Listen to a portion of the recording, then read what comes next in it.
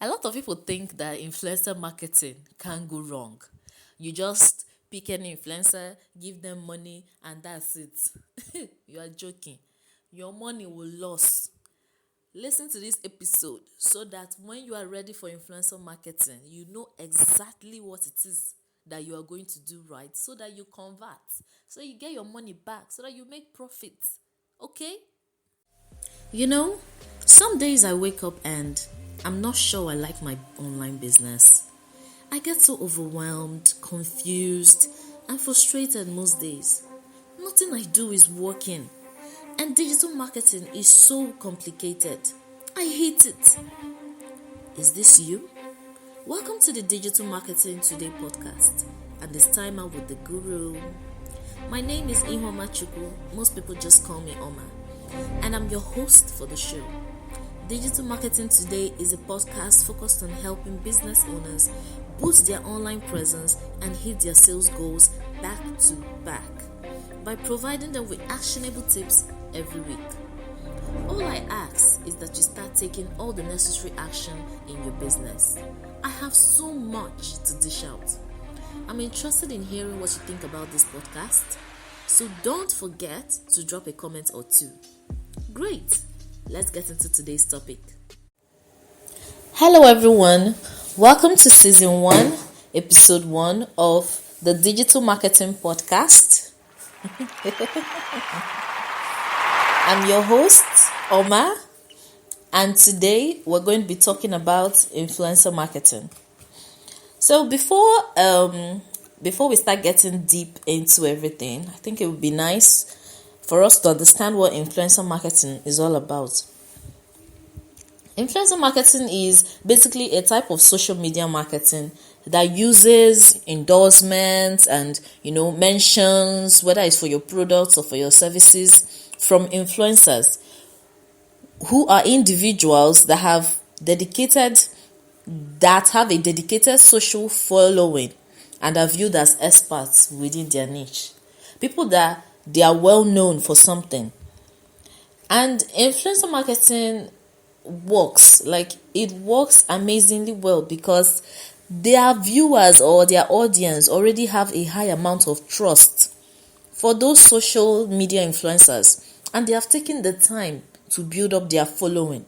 So just recommendations from them is enough to serve as a kind of social proof for your own brand. So that's basically what influencer marketing is all about. Is just like looking for someone that is big and has a dedicated audience, people that love the person has a buying audience, and then the person now endorses your product or advertises or promotes your product. Now, when you are trying to get into influencer marketing for your business, there are some things that you should put into consideration. And the first one will be the objective or the goal of that your influencer marketing. Like, why do you need an influencer? That's basically what your objective or goal is. It could be awareness. You are trying to get people to know about this particular product or this particular brand or that sort of thing. You're trying to get more people to get to know about you. It could be for engagement. A lot of people don't do this, and I'm not even sure they know they can do this, but it could be for engagement. You might be trying to win, for instance, a contest or a grant, or you're trying to get more people to like, comment, or share your post or something. You could use influencers. It could be for promotion. You're trying to get people to come and patronize your brand, come and see what you guys have to offer. It could be to create hype or excitement. Let's say you're trying to do a product launch and you go to about 3 or 4 influencers. You're trying to launch, for example, a handbag, and you go to 3 or 4 fashion and beauty influencers and you get talking and they agree to advertise your stuffs for you. That is kind of building excitement and hype. And they'll just come out and they'll say, oh, her bag is coming out, so it's coming out next week. It's going to be amazing, pure leather, does not spoil, no matter the weather is still there. You get that kind of stuff. Now, by the time you have understood your goal or objective, the next thing you should be considering is like finding the right influencer now. Like, after you have now, thought about what you're trying to achieve from this promotion or from this influencer marketing rather, you should now think about things that you should consider so that you pick the influencer that will go well with your brand.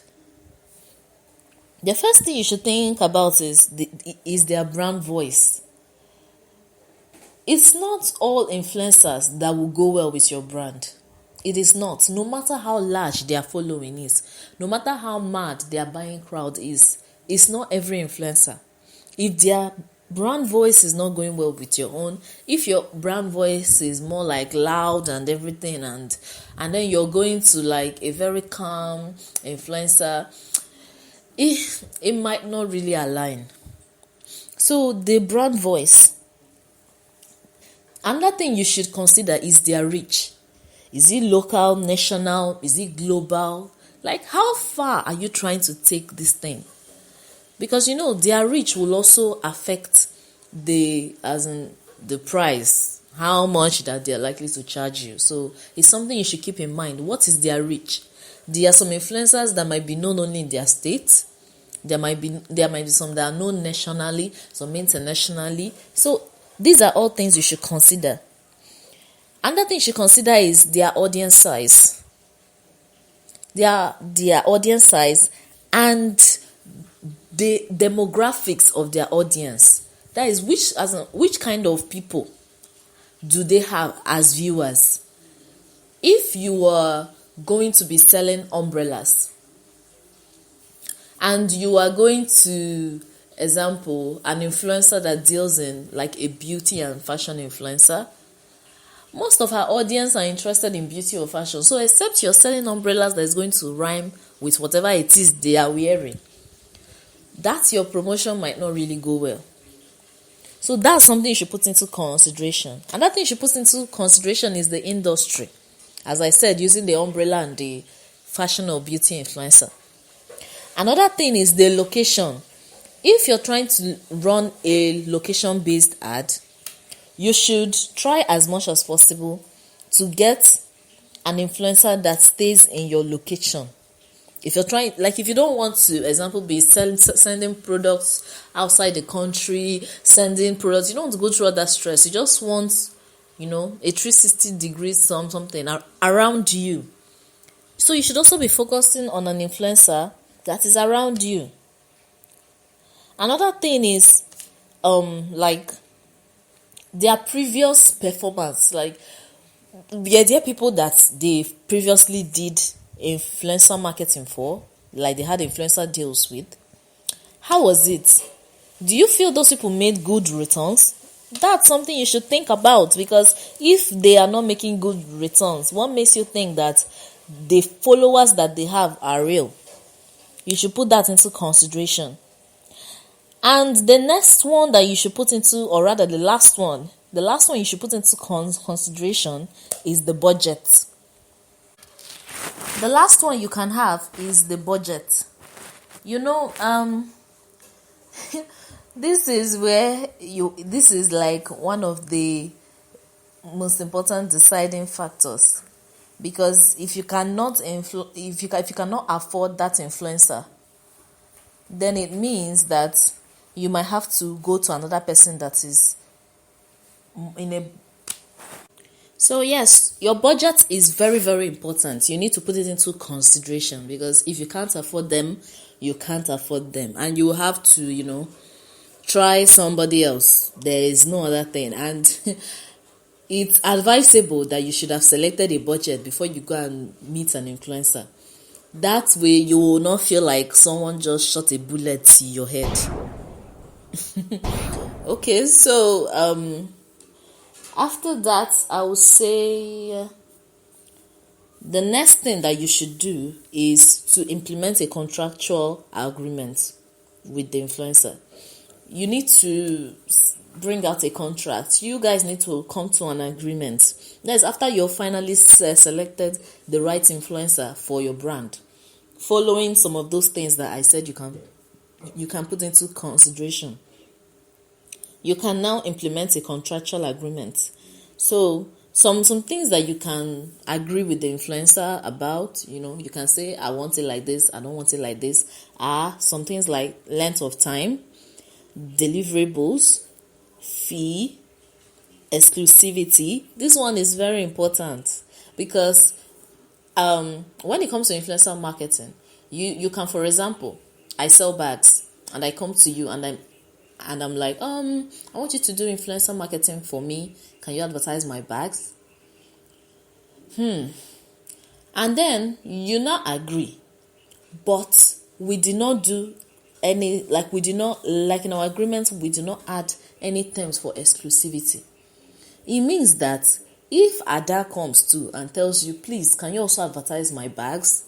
You can agree because we did not come to any agreement for exclusivity. Now, if you want to be exclusive, of course, you're going to have to pay more in most cases. In some, they don't, is their normal way. They don't do more than one person from one industry at a time. But there are also others that they could have 4 shoe sellers, 3 bag sellers that they're all influencing for. 3 people selling cream and organic products that they're all influencing for.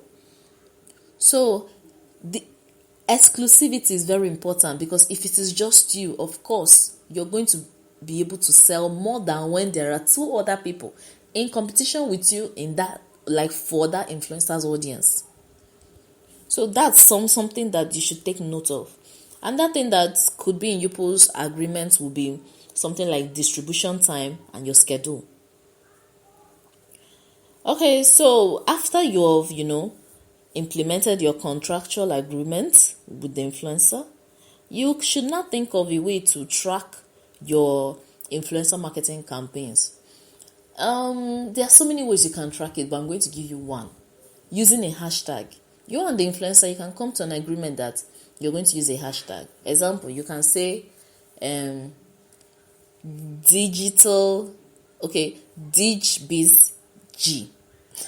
I don't even know if that makes sense. But DigitalBizG is the hashtag that influencer will use on every single one of the posts that is pertaining to you. So when you people have agreed on that, it means you can now easily go to that hashtag and then see how many posts and if the influencer has been on schedule as planned. Now, after you have done this, the final point that I'm going to give you before leaving us is refine. That is, you guys have done your contract complete. Maybe it was a 6 months contract, maybe it was just 3 months, maybe it was just a month for advertising. Refine is all about asking yourself, should I use this person again? Is this person doing me well? Because the whole point is to make money. So if you are not making money there, it means you are on a loss. So yeah, because you paid, so you're supposed to make back that your money. So you should ask yourself, is this working for my brand? Is this not working for us? Do I like this agreement? Can it be better? Is there any things I can, are there any things that I can add or remove to our contract? That is what refining is all about. So I'm going to run us through the whole influencer marketing stuff again. You should think about your objectives and your goals for your influencer marketing. There are things that, you need to consider when choosing an influencer, like your brand voice, their reach, their audience, their industry, location, budget, and their previous performances. Then, after you have selected the right influencer that suits your brand, you should implement a contractual agreement, to seal everything. Then you should track your influencer marketing campaigns. Then finally, you should refine. These steps are going to, make influencer marketing very, very easy. I just broke it down to the simplest forms. And I hope you have understood everything that I have said here. Today was all about influencer marketing, and I need to leave you guys now. Yes, I've already said all I have to say, but don't worry, I'll be seeing you guys soon.